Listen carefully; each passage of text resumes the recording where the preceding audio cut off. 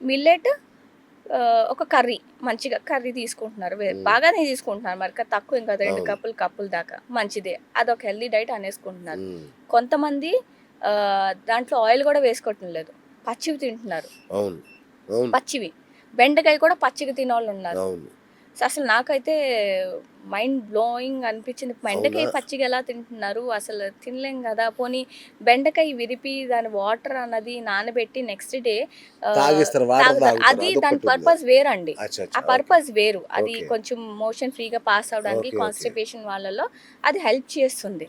కానీ పచ్చిగా బెండకాయ పచ్చి వెజిటేబుల్స్ అంటే వండుకొని తినేవి కూడా పచ్చిగా తింటున్నారు. ప్రకృతి అలాగే ఇచ్చింది కదండి, అలాగే తింటా అంటున్నారండి. ప్రకృతి అలాగే ఇచ్చింది, అలాగే తింటాను అంటున్నారు. ప్రకృతి ప్లాంట్ కి ఇచ్చిందండి, మీకు కాదు. ఓకే, అంటే క్యారెట్ తింటాంగా పచ్చిగా తినొచ్చు అట్లా? కొన్ని తినొచ్చు, కొన్ని వాటిని ఇప్పుడు బ్రింజాల్ ఉందండి, పచ్చిగా తింటారు ఎవరైనా, దాన్ని వండుకోవాలి. దానికి సైన్స్ కూడా చెప్తాను నేను, ఎందుకు వండుకోవాలి, ఎందుకు ఫ్యాట్ ఇంపార్టెంట్ అన్నది. సో ఇక్కడ మీరు ఏదో ఫ్యాట్ తగ్గించాలని మీరు ఫ్యాట్ లేకుండా వండుకున్నా అక్కడ ఏమవుతుందంటే కొన్ని ఫ్యాట్ సాల్యుబుల్ విటమిన్స్ ఉంటాయి ఆ వెజిటేబుల్స్ లో కానీ మీరు వండుకునే పదార్థంలో ఫ్యాట్ సాల్యుబుల్ వైటమిన్స్ ఉంటాయి. అవి ఎలా అందుబాటులోకి వస్తాయి బాడీకి?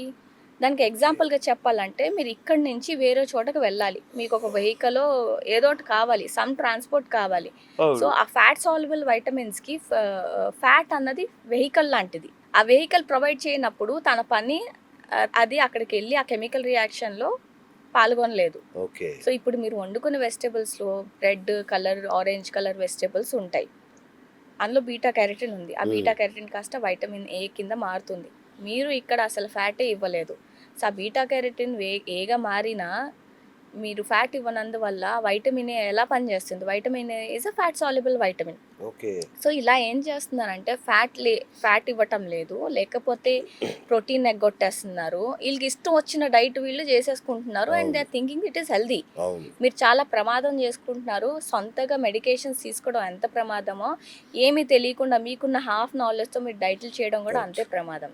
మహా అయితే మీరు ఏం చేస్తారు, కార్బ్స్ ప్రోటీన్ రెగ్యులేట్ చేసుకుంటారు. మైక్రోన్యూట్రియన్ డెఫిషియన్సీస్ మీకు తెలియవు, ఉన్నాయా లేవా, అక్కడ ఎక్కడ లోపిస్తున్నావు, దీనివల్ల ఇవి అందజేయకపోవడం వల్ల ఏ డిస్ఫంక్షన్ జరుగుతుందో మీకు తెలీదు. So I strictly advise all the audience not to follow that. మీకు ఎవరినైనా ఇన్స్పైర్ అయ్యి వాళ్ళు చెప్పే విధానం నచ్చితే వాళ్ళతో కన్సల్ట్ అవ్వండి. మీ కేసు ప్రజెంట్ చేసుకుని వాళ్ళు చెప్పిన విధానం వాళ్ళ కన్సల్టేషన్ నేరుగా వాళ్ళతో తీసుకొని సలహాలు సూచనలు పాటించండి. కానీ వాళ్ళు చెప్పిన 4 వీడియోస్ వినేసి వాళ్ళు ఏదో పుస్తకం రాసేసి అది చదివేసి ఇలా మట్టుకు ఖచ్చితంగా బాధితున్నాయండి. ఒక పెద్ద ఆయన చెప్పాడని చెప్పి డైట్ చేస్తే అసలు నీరసం వచ్చేసి గోడలు పట్టుకుని నడవాల్సి వచ్చింది ఒక కొద్ది రోజులు. ఇదేంటి ఇట్లా అయిపోతుంది ఏంటని చెప్పి నా వల్ల కాదని చెప్పి మళ్ళీ తినడం స్టార్ట్ చేశా. తర్వాత ఇంకొక ఆయన చెప్పాడు నో కార్బ్స్ అన్నాడు. మొత్తం కార్బ్స్ తీసేస్తే మళ్ళీ అదే ప్రాబ్లం, నీరసం, తల తిరగడం. అమ్మో ఇట్లా బాగలేని మళ్ళీ చూస్తే లో కార్బ్స్ అని ఒక ఆయన చెప్పాడు, కొంచెం తీసుకోండి అని. మొత్తం తీసుకోకుండా బాగోదు, కొన్ని తీసుకోండి అని. అంటే అసలు మార్కెట్లో ఇంతమంది దేవుళ్ళు అడ్వైజర్లు, అంటే వాళ్ళు ఏది తెస్తే వాళ్ళకి చెప్పేస్తున్నారు. సో అందుకే ఒక న్యూట్రిషనిస్ట్ని సంప్రదించి మాత్రమే డైట్ చేయాలన్నది మీరు చెప్పిన మాట మాత్రం కరెక్ట్ మ్యామ్. ట్రూ అండి. మీరు చాలా మంచి పాయింట్ని ఇప్పుడు చెప్పారండి. ఇది నేను ఎక్కువగా చెప్తూ ఉంటాను క్లయింట్స్కి. ఏంటంటే 2 రోజులు చేయలేంది 2 నెలలు చేయలేరు, 2 నెలలు చేయలేంది 2 సంవత్సరాలు చేయలేరు, 2 సంవత్సరాలు చేయలేకపోతున్నారంటే మీరు ఇంకా జీవితాంతం పాటించలేరు. సో మీరు ఏదైనా చేస్తున్నారు అని అంటే సస్టైనబిలిటీ ఈజ్ ఇంపార్టెంట్. అంటే ఎక్స్ట్రీమ్ డైట్స్ ఫాలో అయిపోయి 3 నెలలు 4 నెలలు మహా అయితే 1 సంవత్సరం 2 సంవత్సరాలు చేసేసి దాన్ని కొనసాగించి మీరు చేయగలుగుతారు. ఇఫ్ ప్యాటర్న్ మీకు నచ్చింది, ఆ 0 కార్బ్స్ లో కార్బ్స్ ఏదో ఒకటి మీకు నచ్చింది, మీరు చేయగలుగుతున్నారు, you are happy with that, you are satisfied, చేయండి. జీవితాంతం చేయగలిగితే పాటించండి. మీకు సూట్ అయింది, మీకు బాగా అనిపిస్తుంది, చేయండి. దాంతో పొరపాటు ఏం లేదు, మీకు సూట్ అవుతుంది. వేరే పారామీటర్స్ అండ్ అది కూడా ఒక ప్రాక్టీషనర్ గైడెన్స్లో చెయ్యాలి, మీకు మీరుగా కాదు. ఎందుకంటే అలా ఎక్స్ట్రీమిజంకి వెళ్ళేటప్పుడు కొన్ని ఫుడ్ గ్రూప్స్ అన్నవి ఎక్స్క్లూడ్ చేసేస్తాం. దానివల్ల వచ్చే పోషకాల లోపాలని ఆ ప్రాక్టీషనర్ సమకూర్చాలి. అది చెయ్యకపోతే మీకు మీరుగా అతను చెప్పారు కదా అని మీరు చేసేసుకున్నారు అనుకోండి, ఇంకా డ్యామేజ్లోకి వెళ్తారు. సో మీరు చేయగలుగుతున్నారు, మీకు బాగానే ఉంది, సూట్ అవుతుంది, ఇది జీవితాంతం హాయిగా ఉల్లాసంగా ఉత్సాహంగా దీన్ని కొనసాగించగలను, నా వేరే యాక్టివిటీస్ ఏమీ ఇటు అటు అవసరం కాకుండా లేదా? నేను చేయగలుగుతున్నాను అంటే good for you. Okay okay ఏమో మీ బాడీకి అది బాగా సూట్ అయిందేమో, కరెక్ట్. కానీ అలా చేయలేకపోతున్నారు. ఎప్పుడెప్పుడు ఫినిష్ అవుతాదా, ఎందుగా తీసుకున్నాను, ఏదో అవునండి, బిగించుకుని పీక ఎవరో పట్టుకొని మిమ్మల్ని బలవంతంగా చేస్తున్నట్లు చేస్తున్నారంటే that is not for you. ఎప్పుడైనా సరే కరెక్షన్స్ మెల్లిమెల్లిగా అవ్వాలండి. ఒకేసారి మార్చిన మీ బాడీ అన్నది నిజమండి. అంటే తీసుకోదు. నేను ఒక పుస్తకం రాస్తే నేను ఎందుకు ఇలా లావు ఉన్నానంటే అని ఒక పుస్తకం రాయగలను నేను యాక్చువల్గా. ఎన్ని డైట్స్ ఫెయిల్ అయినాయి ఉన్నాయి, ఒక 100 డైట్లు ఫాలో అయ్యా, మ్మ్. అన్ని 100 ఫెయిల్ అయ్యా. మ్మ్. చాలామంది అంటే నా ఎక్స్పీరియన్స్ ఉపయోగపడద్దని చెప్తున్నాను. కరెక్ట్.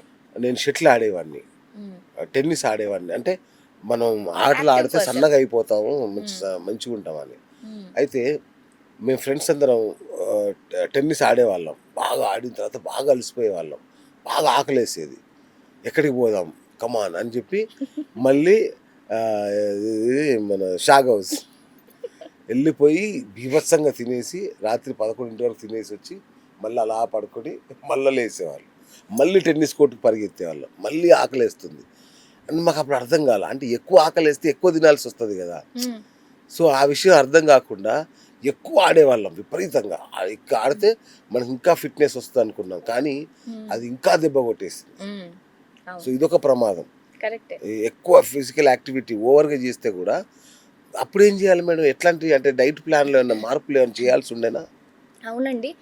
మీరు ఫిజికల్ ఎగ్జర్షన్ బాడీకి పెడుతున్నారు అంటే, ఎక్సర్సైజ్ చేస్తున్నారు అంటే దానికి న్యూట్రియంట్ సప్లై కూడా ఇవ్వాలి కదా, ఉత్తి కార్బ్సే కాదు కదా. Correct correct. అంటే మీరు ఒకసారి మీ ప్యాటర్న్ అబ్జర్వ్ చేసుకుంటే టెన్నిస్ విపరీతంగా ఆడేసి అలసిపోయాక మళ్ళీ అదే బిర్యానీ, మళ్ళీ దాన్ని అంటే మీరు మీ బిర్యానీని కానీ వాట్ ఎవర్ యూర్ ఈటింగ్ దాన్ని కరిగించడంలోకే మీ ఎనర్జీ అంతా అవుతుంది. అవును మీ నరిష్మెంట్ అయితే మీరు ప్రొవైడ్ చేయలేదు. Still your body is lacking essential vitamins it requires. అవును అందుకు మీకు అది తిన్న వెంటనే బాగానే ఉంటుంది, మళ్ళీ కథ మొదటికి. అవును ఓకే.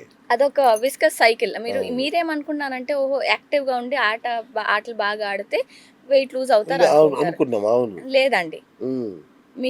మీరు కావాల్సిన పదార్థాలు బాడీకి న్యూట్రియంట్స్ లాగింగ్ ఉన్నా, మీ బాడీలో ఇన్ఫ్లమేషన్ ఉన్నా, ఆక్సిడేటివ్ స్ట్రెస్ ఎక్కువ ఉన్నా మీ బాడీ అన్నది వెయిట్ లూజ్ చేయదు. Okay okay okay. చేసిన చేయాల్సిన విధానంలో మాత్రం చేయదు. ఉమ్. అందుకే చాలామంది చాలా యాక్టివ్గా ఉంటారు, చాలా మట్టుకు వాళ్ళ ఇష్టంగా ఏదో ఒకటి చేసేస్తుంటారు, అవును, కానీ అవునండి.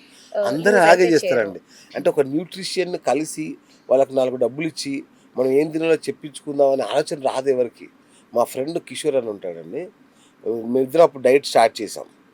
నేను ఎప్పటిలాగే మధ్య మధ్యలో చీటింగ్ చేసుకుంటూ చేస్తున్నా.